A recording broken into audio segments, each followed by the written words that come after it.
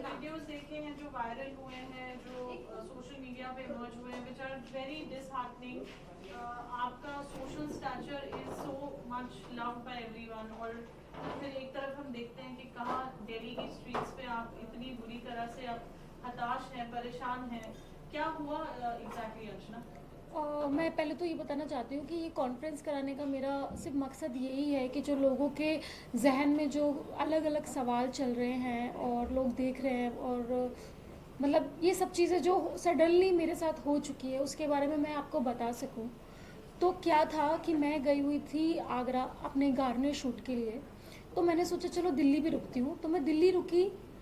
तो सडनली मेरा ख्याल आया कि मैं 1 साल से ना अपने कांग्रेस कार्यालय में नहीं गई और मुझे जाना चाहिए, क्योंकि अभी जो महिलाओं का 33% बिल पास हुआ है आरक्षण का, उसके लिए मैं कॉन्ग्रेचुलेशंस भी कर दूंगी। और जो अपना खरके जी हैं उनको कॉन्ग्रेचुलेशन कर दूंगी क्योंकि वो राष्ट्रीय अध्यक्ष बने हैं। तो मैं अपने बुके लेके गई हूँ, मेरे हाथ मेरे ड्राइवर के पास बुके था, मेरे पापा थे, मैं थी और एक और मतलब पापा के साथ कोई आए हुए थे, वो लोग थे। तो मैं जस्ट गेट पे पहुंची और तभी उन लोगों ने गेट लॉक कर दिया। मैंने बोला कि मुझे जाना है अंदर, मैं कॉन्ग्रेचुलेशन बोलने आई हूँ। और ऑलरेडी मैंने ये कि मैं ऑफिस में जा रही हूँ, इस चीज़ की इन्फॉर्मेशन ऑलरेडी मैंने पार्टी के कुछ लोगों को दे रखी थी। तो जैसे ही मैं वहाँ पे पहुंची उन लोगों ने गेट बंद कर दिया और बोला आपकी एंट्री बंद है। तो मैंने कहा मेरी एंट्री क्यों बंद है, मुझे तो जस्ट कॉन्ग्रेचुलेशन करना था। तो कहते हैं ऊपर से आदेश आया आपको अंदर नहीं जाने दिया जाएगा। तो मैं जस्ट फ़ोन करने लगी कि क्यों बंद है।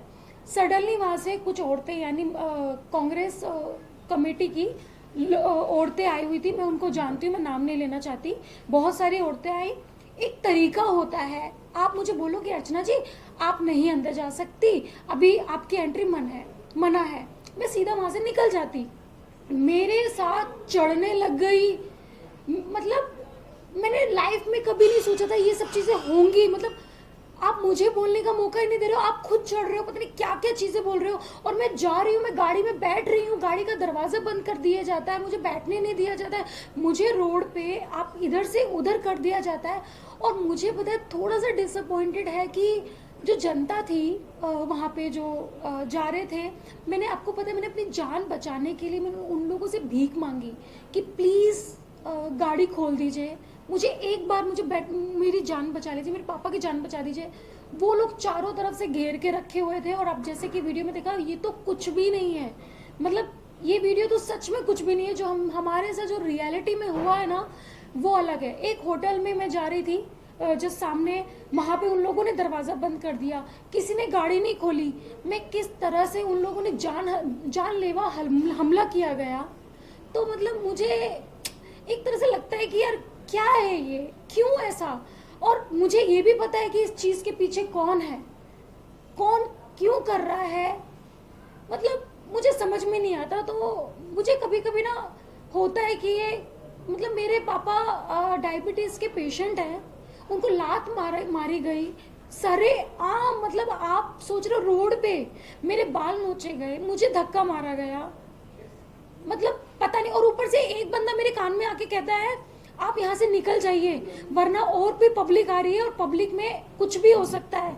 मतलब क्या आप पब्लिक में मुझे मार देंगे और फिर कोई केस ही नहीं होगा क्योंकि पब्लिक ने मारा है? क्या है ये सब?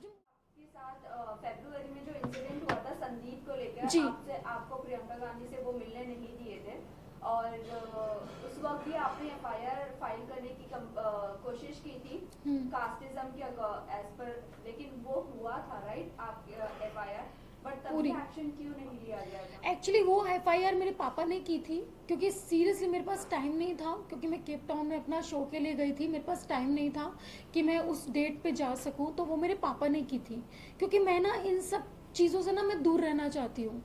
मैं मतलब एक सिंपल सी लड़की हूँ और ठीक है अपना करियर बना रही हूँ, भगवान की दुआ से मेरा करियर अच्छा चल रहा है। बट वो मेरे पापा ने किया। और उस चीज़ पे भी इसने क्या किया, संदीप सिंह ने, जो यूपी में केस था उसको ट्रांसफ़र करवा के छत्तीसगढ़ कर दिया गया। और छत्तीसगढ़ में मैं नहीं जा सकती ना, मैं अपने पापा को भेज सकती क्योंकि मुझे लगता है कि वो सेफ नहीं है। बात ये नहीं है कि वहाँ की गवर्नमेंट ऐसी है, क्योंकि प्रॉब्लम क्या है, ये संदीप सिंह बीच में है। क्योंकि आज तक मैं खुद बोलना चाहती हूँ कि जो ये कांग्रेस पार्टी है इसमें मेहनती लोग बहुत हैं, बट प्रॉब्लम क्या है कि अभी ये जो कांग्रेस पार्टी है ना, ये कांग्रेस पार्टी रही नहीं है, ये संदीप सिंह की पार्टी बन चुकी है, क्योंकि हर लोग उससे जुड़े हुए हैं और उसी के इशारों पे काम किया जाता है। तो ये गलत है और इससे इतने लोग खफा हैं, इतने लोग प्रॉब्लम है।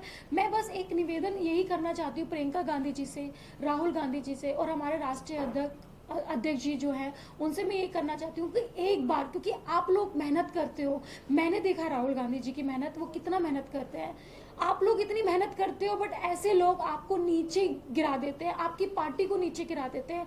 आपको पता है ये सब चीजें हो रही थी, मैं वहां पे बोल रही थी कि प्लीज मत करो, हमारी पार्टी की बदनामी होगी। लोग आप मेरे पे सवाल नहीं उठाएंगे क्योंकि लोगों ने सामने साफ साफ चीजें देखी हैं कि भाई ये उसके साथ गलत हुआ है, लोग मेरी पार्टी पे आवाज उठाएंगे। तो ये सब चीजें गलत है। तो मुझे ऐसा लगता है कि कांग्रेस कमेटी बिठा के इस चीज पे कड़ी से कड़ी कार्रवाई करनी चाहिए, राहुल गांधी जी को, प्रियंका गांधी जी को और अपना राष्ट्रीय अध्यक्ष जो हमारे हैं उनको और सोनिया गांधी जी को। सीरियसली ये बहुत ही ज्यादा सीरियस मामला है। आज मेरे साथ हुआ है, कल को किसी के साथ भी हो सकता है, जबकि मैं, आपको पता है मेरा देश में नाम है, काफी लोग मुझे जानते हैं, देश में इतने लोग मुझे जानते हैं। मेरे जैसी लड़की का साथ ये हुआ है कि मैं रोड पे इधर उधर भीख मांग रही हूँ अपनी जान बचाने के लिए। मेरे पापा को धक्का मारा गया, उनके पेट पे लात मारा गया, तब भी किसी ने मदद नहीं की। तो मुझे लगता है कि नॉर्मल लड़की सेफ आपने कहा कि दलित लोगों की वजह से उसे प्रॉब्लम है ये हाँ। चीजों की, लेकिन प्रेसिडेंट भी तो हमारे यहाँ पर छोटी जाति ही बनकर आए हैं जी।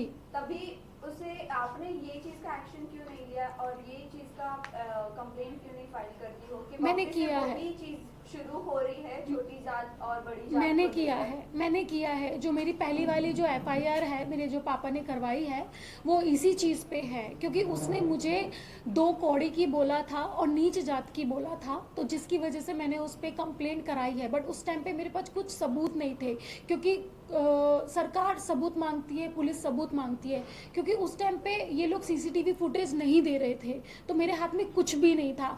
मुझे समझ में नहीं आता, राहुल गांधी जी दलित परिवार को, दलित समाज को आगे बढ़ा रहे हैं। वो चाहते हैं कि दलित समाज के लोग आगे बढ़ें, तरक्की करें। IAS वो लोग हैं, हमारे समाज के लोग हैं, IPS हमारे समाज के लोग हैं, डॉक्टर, यहाँ तक कि हमारे राष्ट्रपति जो हैं वो भी हमारे समाज से बिलोंग करती है। तो फिर इन लोगों को इतनी प्रॉब्लम क्यों है? मेरे से बहुत ज़्यादा प्रॉब्लम है। पर मैं ये बताना चाहती हूँ कि मैं स्टार्टिंग में भी दबंग रही हूँ और आज भी दबंग रही हूँ। तुम मुझ पे कितना भी हमला करा दो, मैं डरने वाली नहीं हूँ। एक सवाल है, जैसे आपने कहा कि दिल्ली में बहुत भीड़ थी कार्यालय में जिन्होंने हमला किया, हाँ। तो आपको क्या लगता है कि पूरी जो भीड़ थी उसमें सब ऊंची जात के ही लोग थे या कोई दलित वर्ग के भी थे जिन्होंने आपके ऊपर हमला किया? अगर दलित वर्ग के थे और हमला किया तो उन्होंने क्यों हमला किया? पहली बात तो जितनी भी औरतें थी उनको मैं बाय नाम से जानती हूँ, मैं किसी कास्ट पे उंगली नहीं उठा रही हूँ। बस मुझे इतना पता है उनमें से कोई भी मेरे समाज की लड़की नहीं थी, क्योंकि मुझे लगता है कि अगर कोई मेरे समाज की औरत होती तो शायद वो मुझे इस तरह नहीं देखती। और मुझे समझ में नहीं आता कि वहाँ पे धरना दिया जाता है बेटियों के आरक्षण के लिए, सब चीज़ों के लिए। यही औरतें जो कांग्रेस में जो ये औरतें हैं ना, ये जो महिला अध्यक्ष की जो ये लड़कियां थी जो संदीप के कहने पे धरना देती है, प्रोटेस्ट करती है, क्या इनको थोड़ी भी शर्म नहीं आई है कि आप तो एक तरफ लड़की हूँ, लड़ सकती हूँ का धरना दे रही हो और एक तरफ आप मुझे बोल रही हो, दीदी का नाम मिट्टी में मिला रही हो? थोड़ी भी शर्म नहीं आई? कम से कम दीदी का तो लिहाज करते, प्रियंका दीदी का तो लिहाज करते। उन्होंने मतलब अपना एक, क्योंकि ये जो दोहा था, जो क्या बोलते हैं इसको, स्लोगन जो है ये उनका ही दिया हुआ है, लड़की हूँ लड़ सकती हूँ, तो उस पर मैं खड़ी हुई हूँ क्योंकि मैं आज तक लड़ते आई हूँ और मुझे लगता है कि हर लड़की को दबंग होना चाहिए। बट जो ये औरतें थी जिन्होंने ये सब चीजें की है और वार्तालाप पे मौजूद रही है, इन्होंने ये सब चीजें की हैं, तो मुझे लगता है कि ये कांग्रेस का नाम मिट्टी में मिला है। अर्चना पे ये हमला हुआ और अंकल पे हमला हुआ था, तो आपको जब पता चला तो यहाँ पर आपका क्या रिएक्शन था, क्या हालत हुई थी?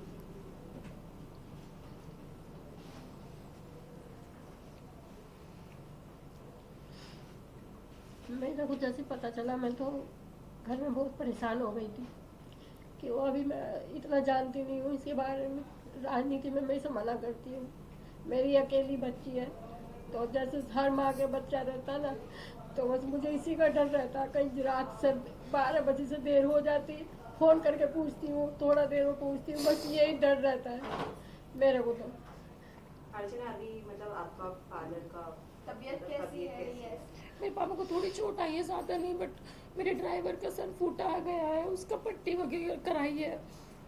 ठीक है, सारे ठीक है, मैं भी ठीक हूँ, बट मुझे सच में मुझे खतरा है, क्योंकि ये चीज़ें मेरे साथ हुई है। अभी वो संदीप सिंह जो है और भी बहुत कुछ कर सकता है मेरे साथ, तो कल को अगर मेरे साथ कुछ होता है तो ट्रस्ट मी, इसके पीछे संदीप सिंह का ही हाथ होगा।